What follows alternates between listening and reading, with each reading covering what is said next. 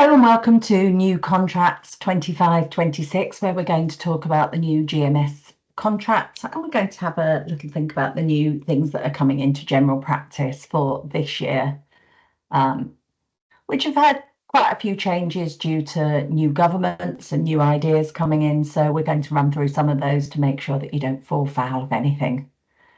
A little bit about me. I am a practice manager, like many of you that will be watching this. I'm also a group and individual mentor under both Manchester and Lancashire. I'm an LMC professional associate and trainer, and I consult in estates and finance for individual practices. And as of today, I am working as a trainer for Manchester. I also do that for Lancashire as well. So quite busy. That gives you a little bit of background on me, and we're going to go straight into the GMS contract, which has obviously started at the beginning of April. So the headline figures that you'll have all seen do suggest that we have a new global sum per patient of £121.79. That at first looks like an uplift of £9.29 per weighted patient, which sounds fantastic at first glance. But you do need to remember that this includes the National Insurance Employers increase. So we are going to have more money coming out of the contract to pay for that, to ensure that we can keep going. And that's going to affect you more if you have lots of part-time employees, because their amounts have been affected even more because we start paying national insurance at an earlier stage now. Some of the money has come from QOF, so you will see your global sum going up, but your QOF going down. And that's that QOF aspiration payment that you see coming out every month, and that is also the payment that comes at the end, that little lump sum that we get when we've achieved our QOF, and it appears around May, June time. So going ahead just over a year, you're going to see that decreasing in that lump sum and also decreasing in your monthly aspiration payments. You'll also need to pay your staff uplifts out of this money. At the moment, they are saying 2.8%, and then that will be looked at later in the year by the DDRB, and then we will possibly get a further uplift, but we may not. If you're an Agenda for Change practice, at the time of this recording, they haven't announced the Agenda for Change uplift. We're expecting that soon, and the guess is 3.5%. By the time you watch it, maybe we'll know, and maybe that will be different. We'll just have to wait and see. So talking about what we need to do to make that money. So at the moment, the GMS contract has some work on access, and that's going to continue into 25-26, but a lot of the work doesn't have to be in place until October, 1st of October 2025. So we do have some time to prepare for this, and I do think you need that preparation time. It is going to be very important because of the fact that there is a lot of work to get in place and a lot of big changes to the way that we work at the moment, which is going to be quite challenging for our staff to get our heads around. So we need to spend a little bit of time on that. So many of us started the online consultation last year, particularly if you did the GPIP, which helped you set up things like that, and that's been a very useful tool for many of us, and it is free of charge, so it is worth having a look at that, and see if it's running in your area, just to help you get things in place and to give you that headspace and time to get around all these changes that you can then feed back to your wider team. So online consultation, as it is at the moment, you've probably got just a certain amount of slots, but now that must be kept on all day during core hours from October. This is supposed to be for all non-urgent requests, and when that includes things like appointments that aren't urgent, prescriptions, sometimes just questions, and sometimes these can be answered by your administrative team. It doesn't always have to involve a clinician.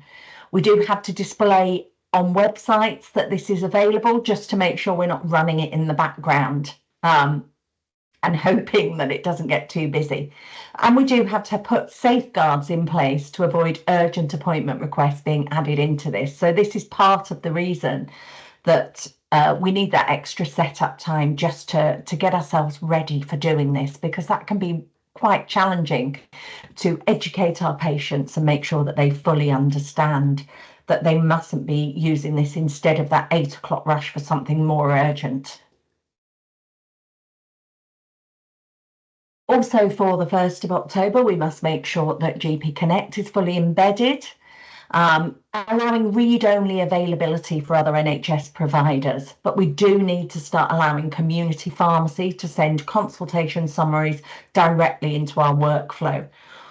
We're going to need to see how that goes. Obviously, it's something that we have to do because it sits there in the contract.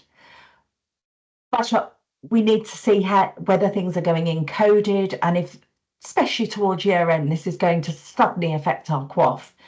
We have to understand that our community pharmacy colleagues are also paid to achieve certain goals, so they may be doing things to achieve their goals that are then sent into our workflow, and some of these will be really helpful for us. Those patients that don't come in for their blood pressure checks may be popping into the pharmacy and get that blood pressure check, which can be excellent for us unless it's out of range, and then of course that starts to affect our QOF quite badly. So we need to keep that in mind. And then another thing that's come out, although we have very, very scant detail on this, is the patient charter. NHS England is going to publish a patient charter, and that is going to be displayed on our practice website. We don't know what's going to be in this charter at the moment. I'm assuming we'll hear a little more in the 10-year plan, presuming this will come out and be ready by then. Obviously, with the big changes going on in NHS England, I'm not quite sure where that's going to go, but I do know that our colleagues in the Institute of General Practice Management have offered to assist with that. I don't know if their offer's been taken up, but let's hope so that practice management has a little bit of a voice within the contract and the charter. That would be really helpful. But obviously we have very scant detail at the moment, but look out for that, because when it does come out, it will be contractual to pop that onto your practice website. And some of the money for the GMS contract that's come out of our QOF money is not going to be replaced for everybody. It's going to go into our locum reimbursement. So that's going to depend if you actually do need that this year, and if you do go into that money, because some of that money will be going into there. So that is an increase in payment for things like sick leave, maternity leave and paternity leave that will be coming into place if you have a doctor that's going on to any of those areas. So they are pregnant or paternity leave or long-term sick. And if you have any of those things, then you have to put in an application and apply for that money.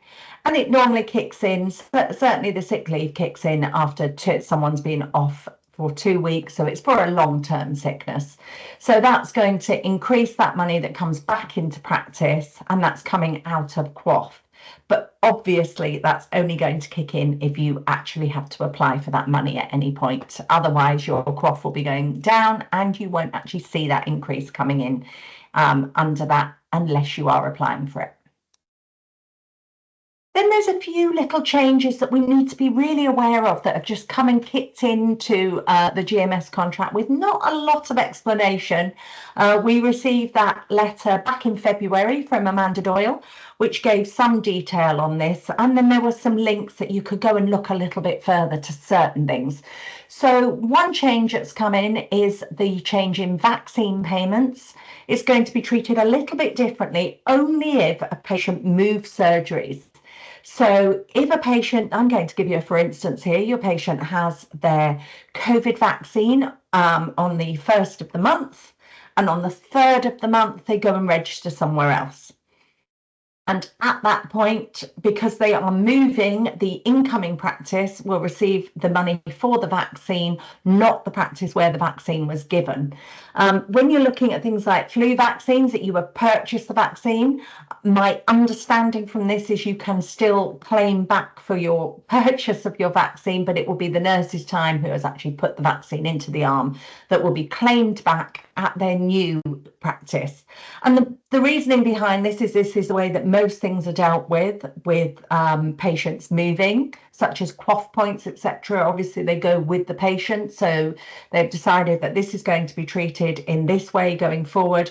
So any of those background searches that you might do to try and do an individual claim and go back to people and ask for that individual money that appears to have been missed, that will all stop, because the money will follow the patient.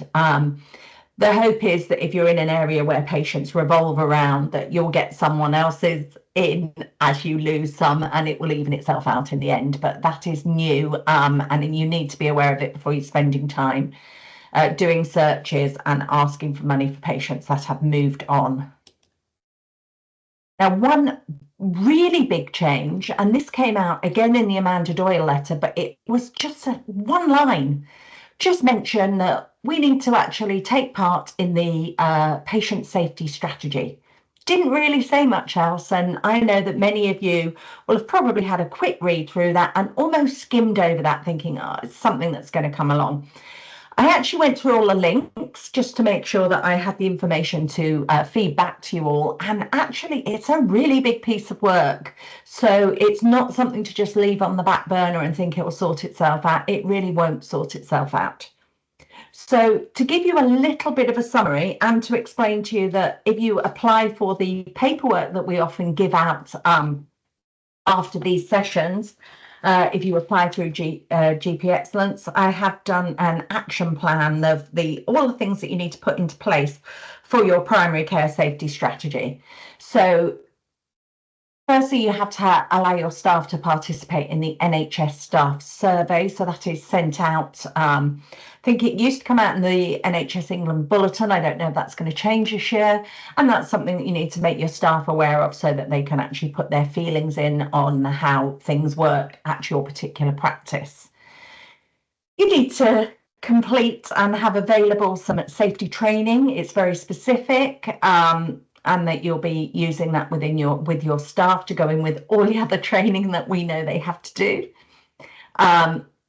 We need to register and use the new incident reporting and incident response systems that there's going to be some registration that will come out, and you need to get your staff attached to those systems, because this is where we'll do what we normally call our significant event reporting, and that's going to start taking place in this new system. So we're going to go through that.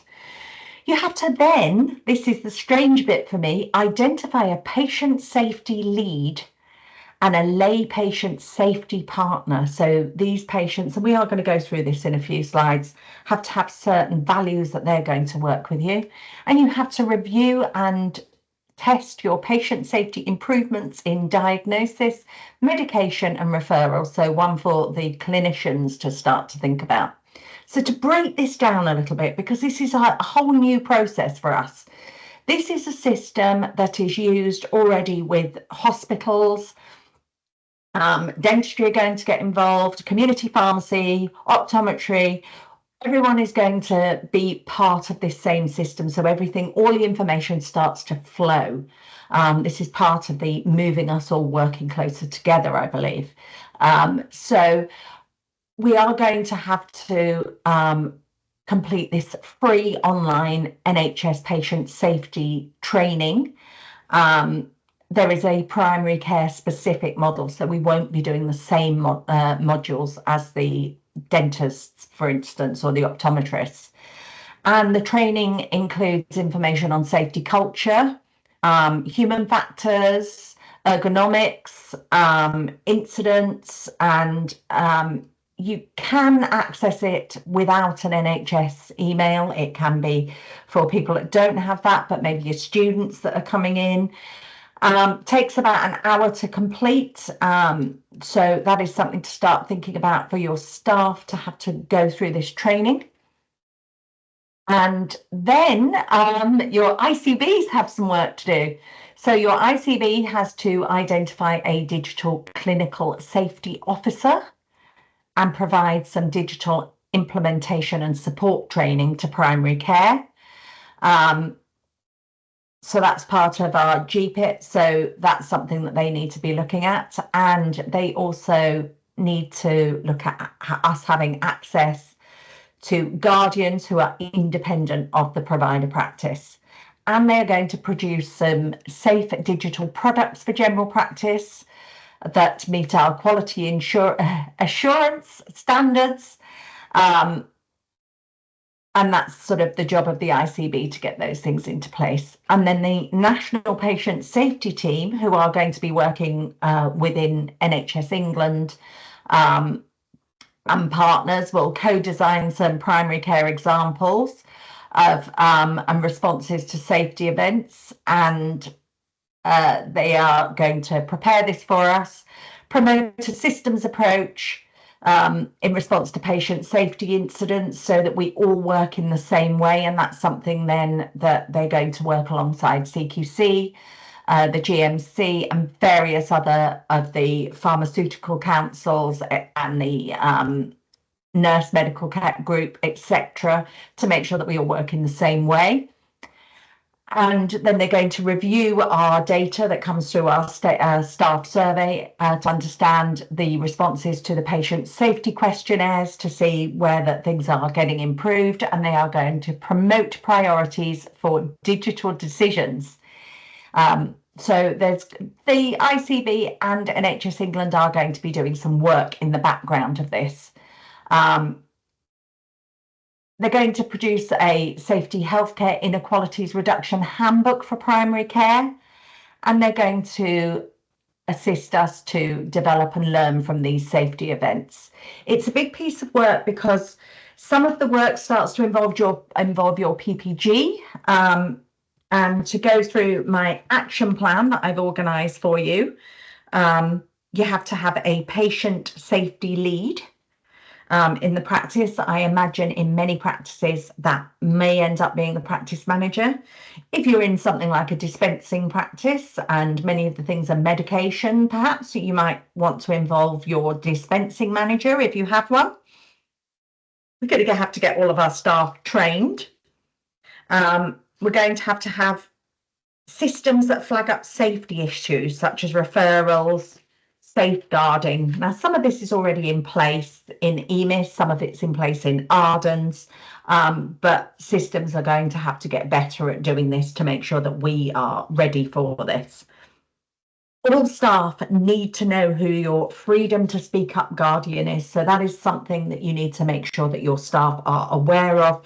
I imagine this is going to be a CQC question. So my personal advice to you is if you know you're having a CQC inspection, really get that in the heads of your staff so that they know and understand who their freedom to speak up guardian is.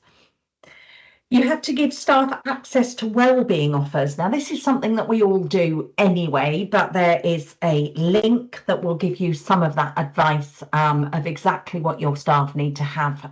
If you've got a big wellbeing board, I know that's the way we work in my surgery. You can pin up paper versions of this so people can maybe take a photo and see where they can get that information. You can send out links to everyone in some kind of weekly email, just to make sure that your staff know where to get support if they need support.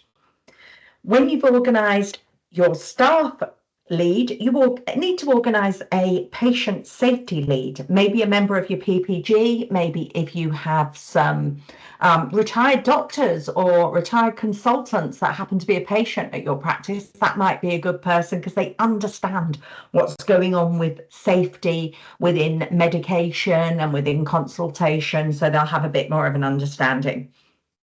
And you also had to add safety to your PPG meetings, and that needs to be minuted. And when you're doing that and adding that in, you do discuss some of the significant events with your PPG. That's going to feel a little bit uncomfortable for some of us, but it is something that we have to do as part of the changes that we are going through with this new contract. Then there are some further changes for those of you that contract out of area registration. And GP surgeries are going to be given the opportunity to work with commissioners to allow out of area registrations, but make sure that's running properly and make sure that everything's set up correctly. So LMCs are due to work with the commissioners if surgeries want to apply to accept out of area registrations to make sure that they can actually really give the patient what they need. So there's just a little bit of tidying up with something that's been around for a while, but it's going to get tidied up really and made a little safer. There is a change that won't affect most of you, but if you are in this position, it is quite a big change. The contract, GMS contract changed to the dissolution of partnerships. So if a partnership dissolves, this is something that in the previous contracts, those patients would then all be placed into an APMS contract, and the local surgeries or PCNs would be asked to pick up that APMS contract while these patients were slowly sorted out and someone either took on the contract permanently or the patients were given lots and lots of time and opportunity to move surgeries and find somewhere they're happy with, and that contract would normally last 6 to 12 months. That contract can be quite complicated. I've run one myself, and you start to have to get CQC registration. You have a completely separate contract, so you're doubling up your work then, not moving into your contract. You are running it as a separate business while it is running. That's all going to be changed. So the regulations are going to be amended that GMS contracts can simply be terminated. Instead of making them into an APMS contract, those patients can be maneuvered into other contracts. So if you are in a partnership dispute and there is no clear successor to who is going to stay and hold the contract and who is going to leave, then the contract can simply be removed and no APMS contract set up. So this is quite a big change, not something that's going to affect most of you, but it is a change within our ways of working. There's also some changes to the way we deal with violent patients. The process to remove a violent patient is going to become easier, so that is the good news. Many of you'll see that so-called immediate removal. I've actually sometimes used an 8-day removal because it's quicker than the immediate removal because the amount of questions, a barrage of stuff that comes back when a patient has been violent. But if a relationship breaks down but no violence, the patient choice must be maintained for their next practice. It's like that anyway now, but that's an 8-day removal generally at the moment. But even if there is a police report concerning a patient, normally that patient, if they go through on an immediate removal with a police report, the way we've always known it, the patient then starts to go into the special allocation scheme. That's not going to be the case in going forward. They may be able to simply choose another practice. My guess, and it is my guess, is that that is due to the fact that people are being maybe inappropriately placed into the special allocation scheme when they are not perhaps really acutely violent. They are maybe just using foul language, shouting a little, and it just depends on the kind of surgery you've worked at in the past. And you may have some different understandings of what you class as violent. If you've worked in only very leafy practices, very nice areas, what you may consider a really terrifying patient may be most of the patients in some of our rougher areas. So they are treating things differently now, and a police report doesn't necessarily mean they're going into that special allocation scheme. So that's quite an interesting change. We'll have to see if it works. And then there is some change about managing our patient lists. So we've all had those patients that we know they've moved away. We know they've gone. They've perhaps gone somewhere where it's not an automatic change. So they've maybe moved to Europe, or they've gone away, and we have to start sending them letters. So the letter gets returned so we can prove they're not there. Takes a lot of time, and it's a bit of messing about, and they can start affecting your figures. Also, you are being paid for them, and perhaps that's inappropriate as well. So the change now is that we're becoming a bit more digitally aware. So you can contact patients digitally, not just by letter as we used to before, if we are aware they've moved out of area. And re-registration, where you can remove them from your system, will be moved from 6 months to a 3-month period. So you can move those patients out. So that is something to be aware of, and that is part of the changes. Little bit of changes about the care home payment that we receive on our weighted list size. So if any of you have attended my finance talks that I do, and your quick wins of finance, you will know that I discuss with you that if you put your patients correctly onto, so that you are paid for the fact that they are in a nursing or a care home, that does attract an extra 43% of money, roughly, because of the way it amends things on your weighted list size. So you've got to really be careful that you're doing that correctly, and that's done within the registration screen on your registration page. And it's a little tick box, it's a pull down to say yes, they are in a residential home. But now I think maybe too many of you have gone to my classes and got a little carried away, I don't know. But clarification has now been added that will only apply if it is a CQC registered home. So if you've got one of these homes with 3-4 people and a carer in, and they are not CQC registered, you cannot put that marking within your registration page and ching, collect that extra money. That's not going to work. So you just need to make sure you've done that correctly. Then we can have a little discussion about QOF, because there are some QOF changes that have come in. So for those QOF changes, you need to be aware that 32 indicators have been completely scrapped. That means 212 of your QOF points are going to be removed. Some of that money was going to go ahead into the global sum. So that means, as we talked about earlier, your global sum money will go up, your QOF will go down. So you're not actually getting more money, it's being maneuvered about. So just be aware of that. So there are now potentially 437 points to achieve and 127 in public health domains.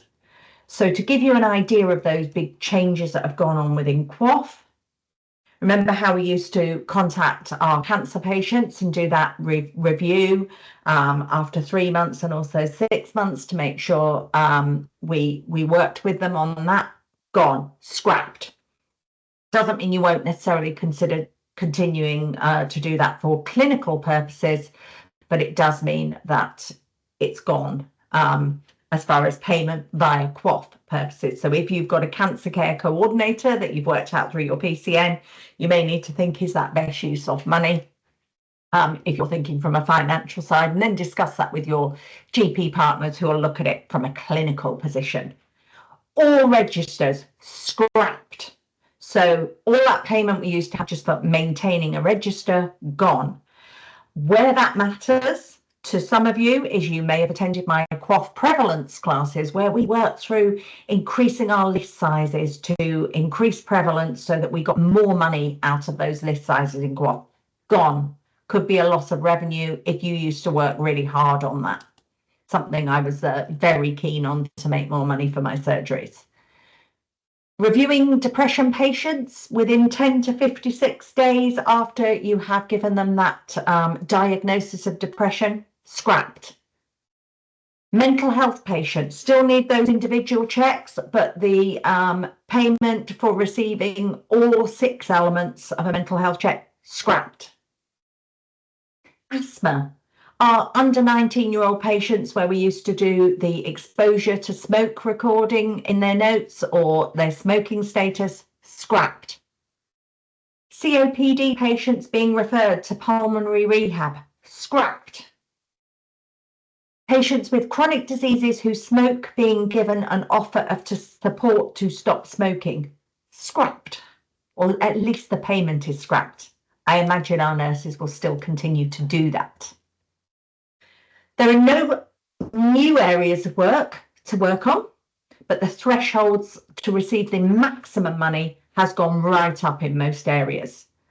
So the few changes are the cholesterol indicator with statin prescribed. That's remaining at 95% for the upper threshold, but the QOF points have gone right up on that. Some of the changes to which lipid lowering therapies that we need to use. So you need to follow NICE guidance and have a look at that. That's a question for your pharmacists. I know it's been something that sometimes they can't understand why people are not coming off lists. They need to be reading all the QOF guidance and the NICE guidance and working through that to make sure they're using the correct therapies. The cholesterol for keeping under two or non-HDL under 2.6. The upper threshold was 35%. Now that's gone up to 50%. So we need to start getting more patients with lower cholesterol readings. Hypertension. Patients aged 79 or under with their BP reading of 140/90 or less. The level's gone up to 85% now. Is worth more QOF points, but you have to get more people in. It's going to get harder. Patients over 80 with that BP reading of 150 or over 90 or below, the upper threshold's now gone up to 85%. CHD, same with those same two things with the blood pressure, the 140/90, 150/90, those upper thresholds have gone up. So 90% for our patients of age 79 or under, we now have to hit. And for our patients over 80, we now have to hit 90% also. So that's going to be a little harder to hit. Our stroke list.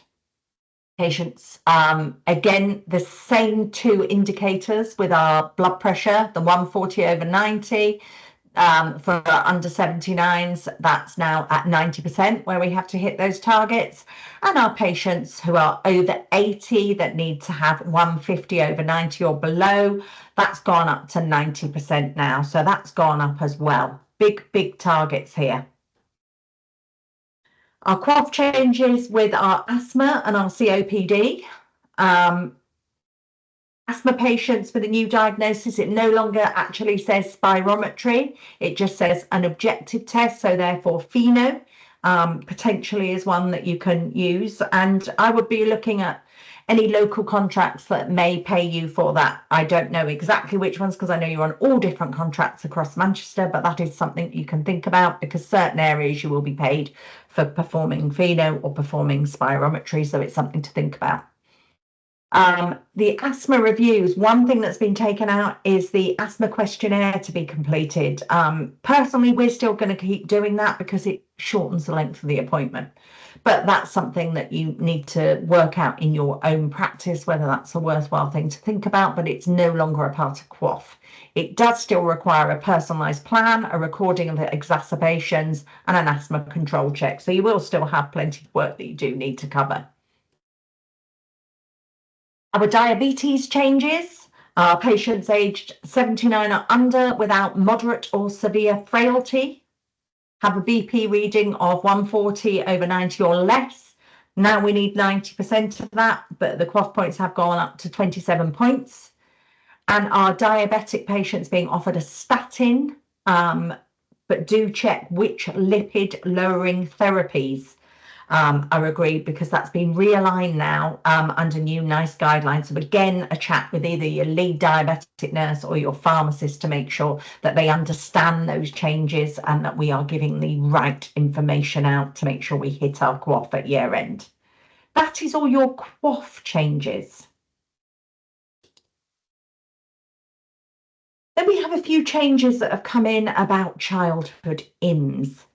Very few changes financially. That is, all childhood vaccines are now going up to £12.06 for the administration of that vaccine.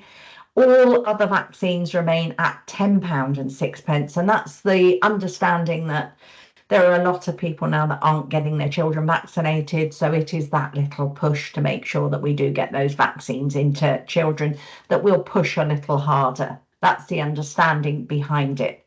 But then the bigger changes coming in, and these are changes that really, I'm going to run through these slides, but I would suggest that you put these slides or all of the information in front of your lead nurse so they can get their head around these changes, because they are big.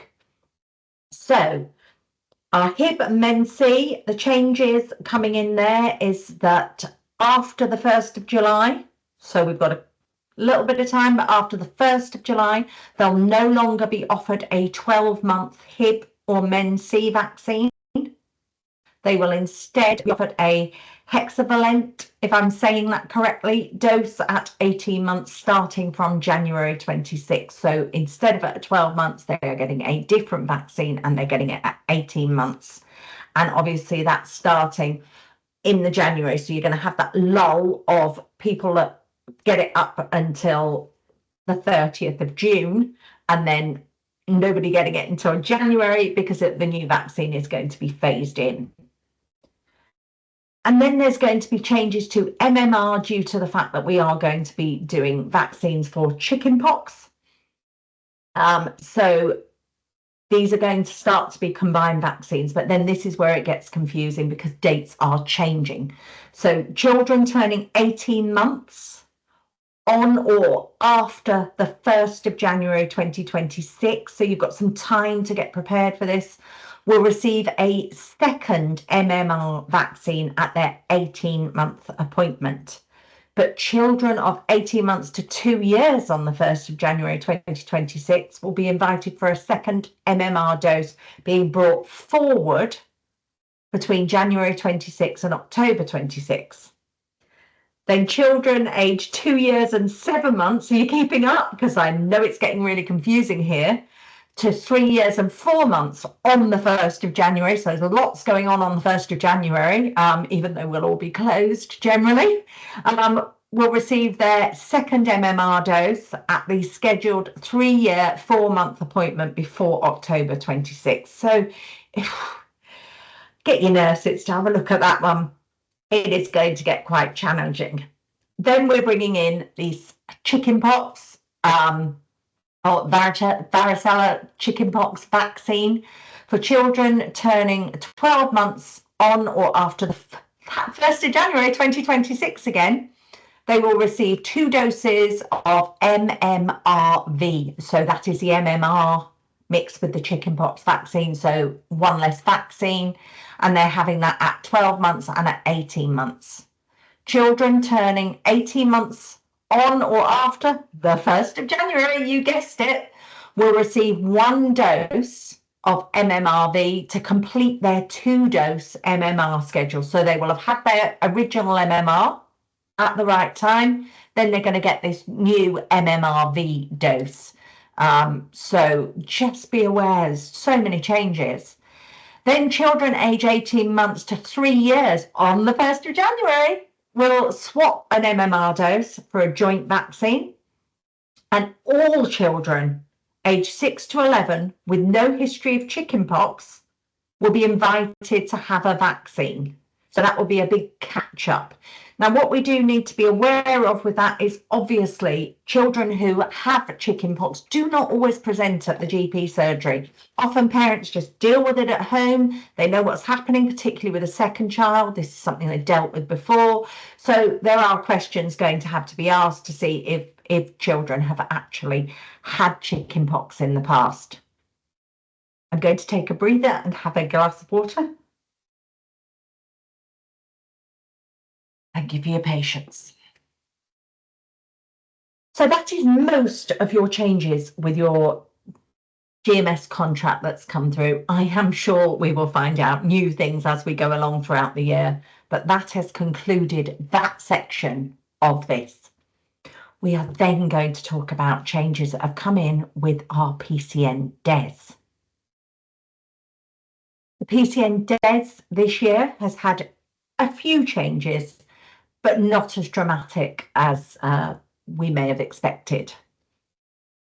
The changes seem very positive, a lot of it connected around the Rs money. So Rs GPs came in 24-25, and as you know, then the money was ring fenced so that you could just use it for a GP and nothing else. There are still all the rules around those GPs, so they've got to have under 2 years since training, not holding a substantial role in GP, all those good things that had to happen to make sure that newly qualified GPs were getting taken into these Rs roles are still remaining. But the money has increased to make it a better looking amount that we are more likely to get. So an extra £9,305 for their sort of salaried part of the Rs money that we get reimbursed. So the full reimbursable rate, because that will need to include your on-cost, your NI, for employers and your pension payments, has now gone up to 105,882. Biggest change there, no longer ring fenced. So although we have this allocation of money for a GP that is going in with everything else, so you don't need to use that specifically for a GP for your funding amounts, your overall funding, it's up to you which Rs staff that you actually use your money for and book. Then we have some nursing that's been added into Rs. So this is pretty new. We have what they are calling an Rs healthcare support worker. I think for most of us, we will look at that and recognise that as an HCA. That is how it looks to me. The HCA or healthcare support worker must have completed their care certificate. So that will need doing. They need to be able to assist with supporting long-term condition management, which will include vaccines, weight management, smoking cessation, and lifestyle interventions. Pretty much what our HCAs do now, but there is that, you have to have that guarantee of completing the care certificate. So that's your HCA. I believe that's coming in at a band 3. Then we have our new to general practice nurses. Again, this is new for ours. They must hold a level 6 diploma in long-term conditions. So that's the qualifications they are going to have to get. They have to undertake the fundamentals of general practice nursing program. That, if you've done that before, that involves time out of surgery. So you need to make sure that you are ready to do that. They've got to be registered by the NMC, obviously. They have to undertake CVD management and long-term conditions. Notice that CVD is getting more prominent, as we've talked about with QOF. That is there for getting those QOF jobs done, really. And they have to participate in quality improvement programs. That one's paid at a band 5. So new to general practice nurse, band 5. The more experienced general practice nurse, this is coming in at a band 6. So your agenda for change, band 6, to hold 1 or more level 6 diplomas in long-term conditions or public health initiatives. They should be able to feel ready to lead on a long-term condition management. Again, registered with the NMC. They need to support screening programs, so things like your cervical screening. And they need to support those new to general practice nurses. So there is a little bit of leadership involved in that.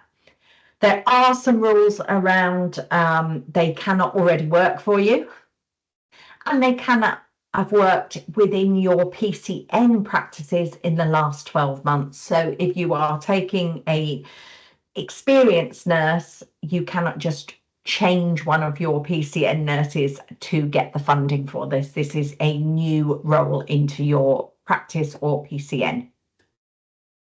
Then one that we really don't see very often. So this is a new role, and this is something that may be really interesting for some of our AMPs and things to work towards, because it is an R's consultant practice nurse. This is paid at an 8th. So this is your big money coming in. They have to provide strategic leadership. They need to lead on your workforce planning.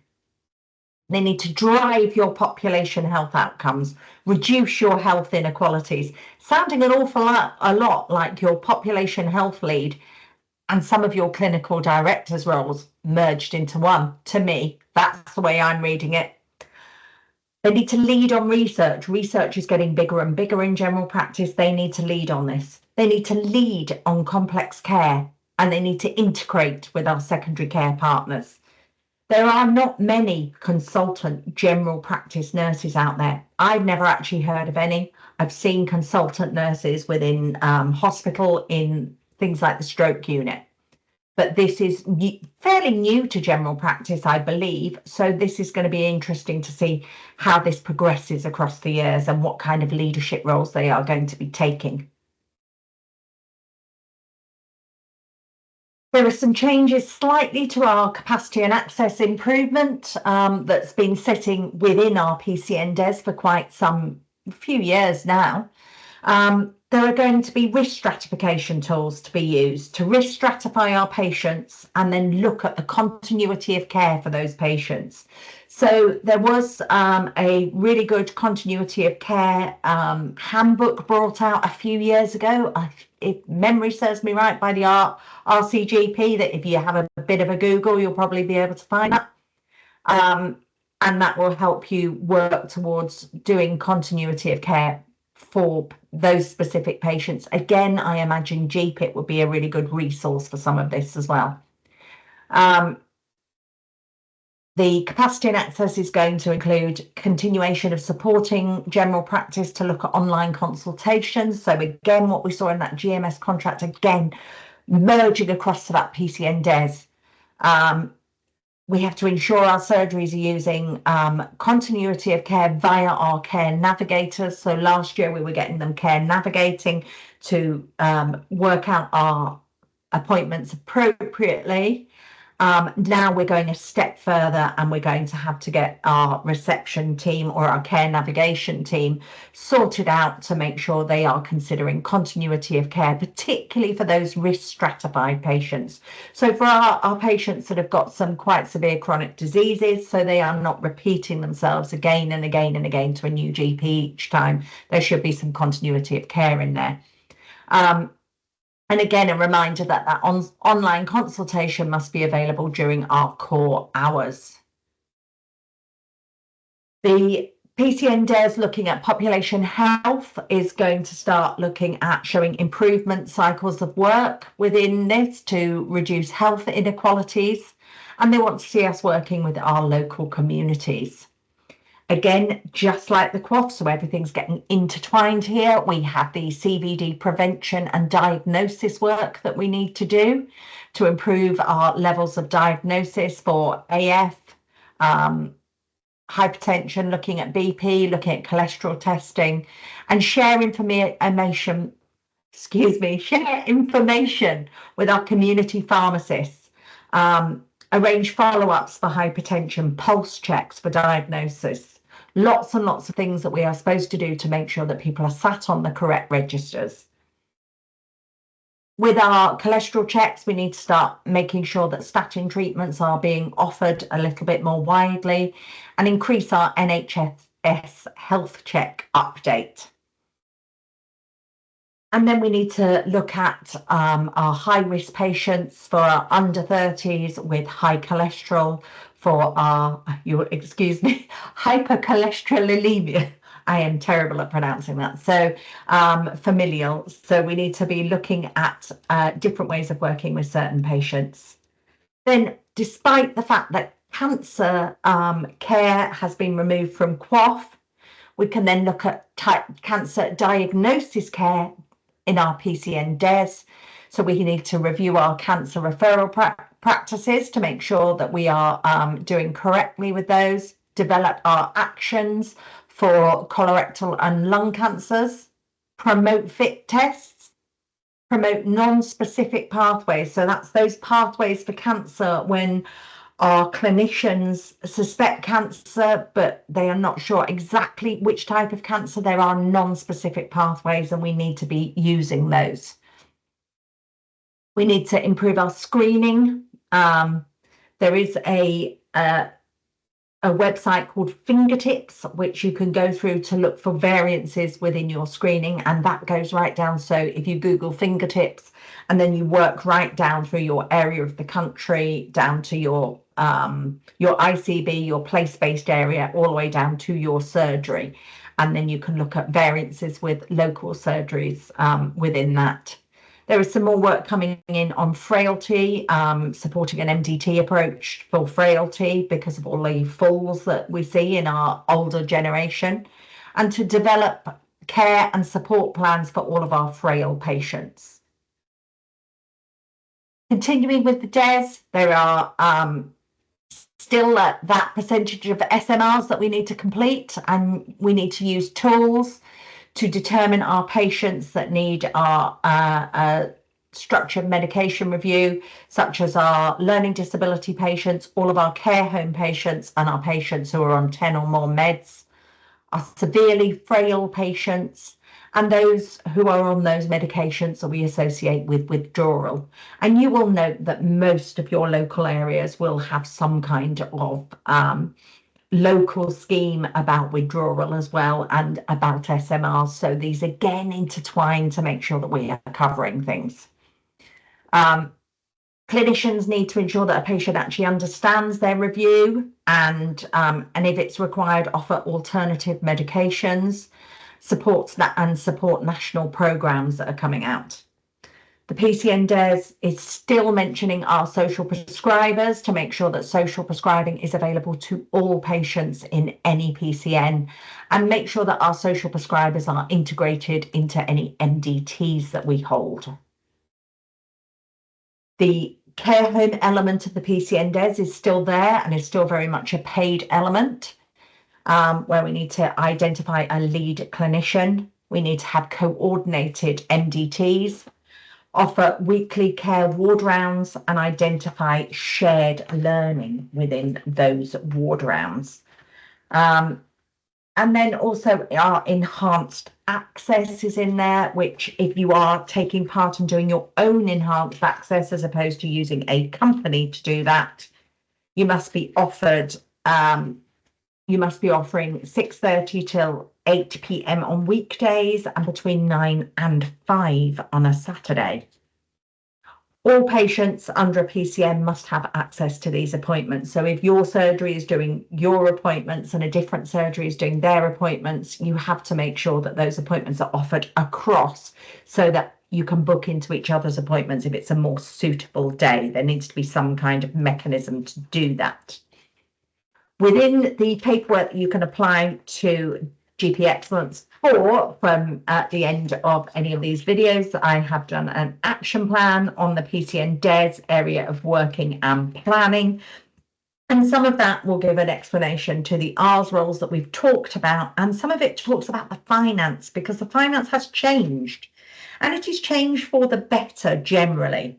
We are still going to receive the same for our network participation.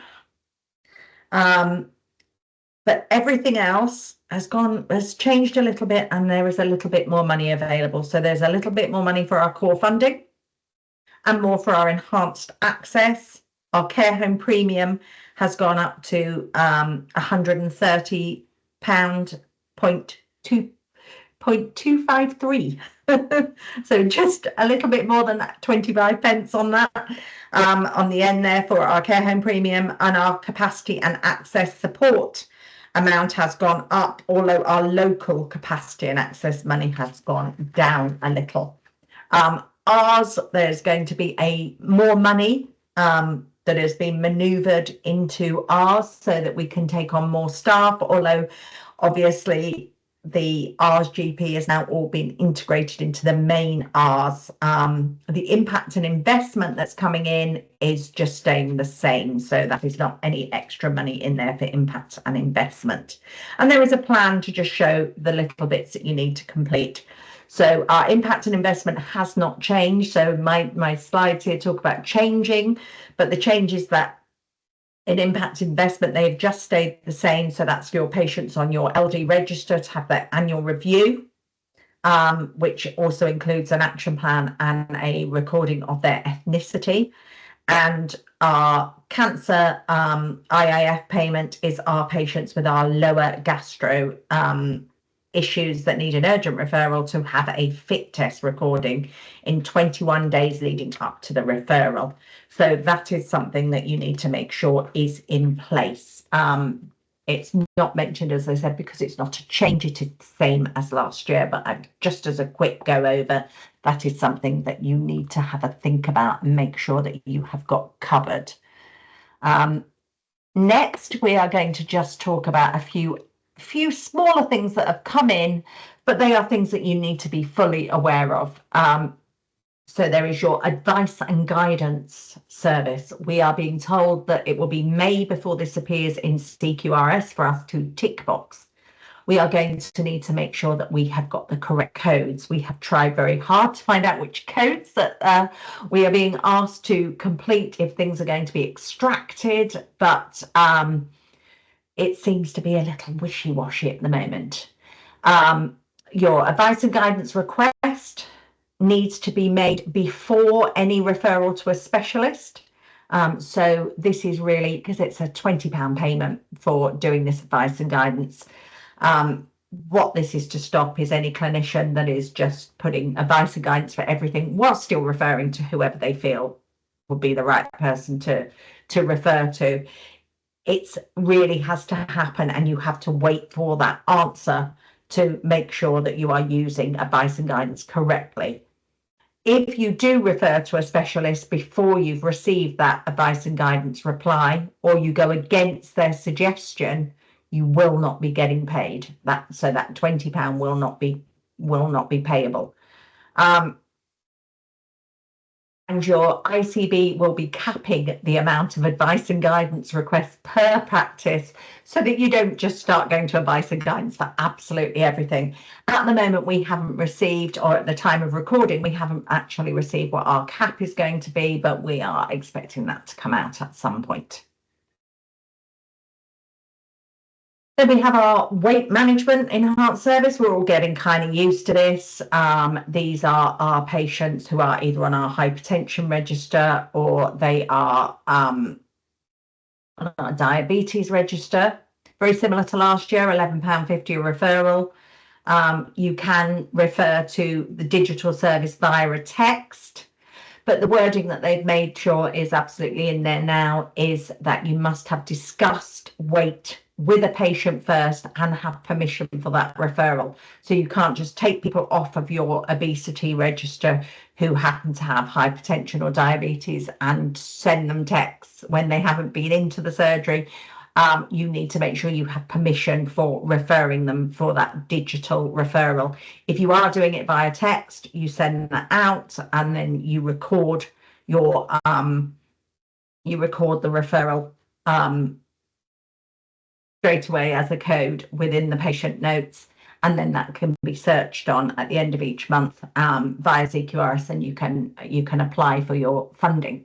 You will have capped referral amounts. I understand that you had those in Manchester last year that hadn't reached Lancashire last year. We were a little bit behind where I work, but those will be capped. And I have put in a action plan that is available for both the advice and guidance and also for the weight management that has gone into for GP Excellence to utilise if you choose to apply for those pieces of paper that may assist you and save you just a few minutes of time more than anything. Another rule that isn't a GMS one, but this is something that has come in that may have just passed you by, and it's just a reminder if it hasn't. Food waste and recycling rules have changed. If your surgery has 10 full-time staff or the equivalent of 10 full-time staff or more, so the very small surgeries may just about get away with this at the moment. From the 31st of March, strange day to start, but from the 31st of March, you have to have food waste bins and recycle bins at your surgeries. Food waste, kind of a strange one, because I know certainly where I am, my local council weren't set up for this. They weren't ready. So we've had to find a private supplier to sort out the food waste bins. You need to update all your policies, get yourself a food waste policy, and educate your staff that they cannot be throwing their waste into the regular bins. So you're going to have to get some bins set up, and you can get some stickers from places like Amazon relatively cheaply to make sure that you've got all of your bins labelled up. If you have less than 10 staff, this is still coming to get you, but not until 2027. So you've got a little bit of time to work up with that. And then there are some new HR policies that have come out. Again, this is not just for us. This is right across the country. These have been brought in by the Labour government. Some of them have started, some of them have not started yet, and they're still working their way through Parliament. So this is just a heads up to look out for those. The one that has started, and you need to make sure that you have your policies and your HR procedures in place for, is your neonatal care. So both parents, mum and dad, from day one of working with you, are entitled to 12 weeks extra leave for if their child goes into neonatal care. So that is something that you need to be very, very aware of. Again, flexible working requests, day one rights that they can put in for a flexible working request. That doesn't mean it has to be granted, but it does mean it has to be looked at and really good reason being given. So to make sure you understand the day one rights, you have interviewed someone for a morning reception job. They have come in on day one, they put in a flexible working request to work afternoons only. You cannot just say no. You have to look into that to see if it's feasible, and you have to do a bit of a case study to see why, and then you have to get back to them and go through all the procedures that you would with a long-standing member of staff. So day one rights. There are new sexual harassment rules that have come in where you need to update all your policies. There is too much to go into today with that. That's a whole HR session. If you are unsure, have a bit of a Google and you'll get those that information. There are policies around annual leave. They were there last year, but they have been really pushed this year. That means all overtime, 12.07% annual leave payment to be paid on top of the overtime payment. So people's wage slips will start to show, if you're not in position already, overtime, etc., is this amount, 12.07% on top of that. NHS pension have changed some of the rules as well around all of your overtime for your part-time employers must be going through with pension rights attached to them, so they should be getting pension on that. Normally your payroll system will do that automatically, but if you are self-calculating things and working off of spreadsheets, as I know there are the odd surgeries doing, make sure that you are complying with the law. There's some employment rights bills. They are currently going through Parliament, but you need to be keeping aware and on top of new legislation across this year, because these are the biggest HR changes that we will have seen. My understanding of things that are being looked at, so it doesn't mean they'll pass, but they are being looked at. Lots more day one rights, lots more things about probation periods, changing them, maybe dismissing probation periods altogether, because staff will have day one rights. It's a work in progress. We need to understand exactly what is going on with that before we make any changes. But when those changes come in, we need to make sure that we are legal and aware.